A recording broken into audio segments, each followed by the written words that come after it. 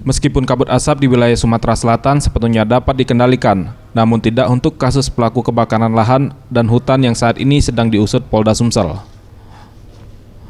Menurut Kombes Pol Jarod Padakopa, Kabid Humas Polda Sumsel yang ditemui Senin 23 November 2015 mengatakan, Polda Sumsel kini tengah fokus melakukan penyidikan kepada 17 korporasi di Sumsel yang diduga melakukan pembiaran kebakaran hutan dan lahan di areal usahanya.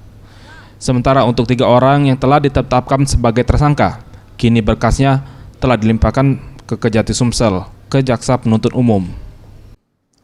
Untuk kasus pembakaran atau dugaan kelalaian ini, kita minggu lalu sudah berhasil melimpahkan ya kasus yang melibatkan perusahaan atau korporasi, yang mana 3 tersangka juga sudah kita serahkan ke Jaksa Penuntut Umum minggu lalu.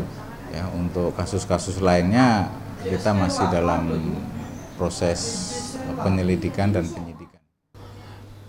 Ia menambahkan pihaknya cukup kesulitan untuk menjerat dari sisi pidana karena yang dilaporkan adalah korporasi. Dalam hukum perundang-undangan yang berlaku hanya bisa menjerat kalangan perorangan, karena dapat dikenai pidana adalah pemilik perusahaan atau karyawan, karena istilah korporasi adalah istilah untuk badan hukum bukan dalam hukum pidana. Paril Dusatria, Septian Rizky, Sriwijaya TV.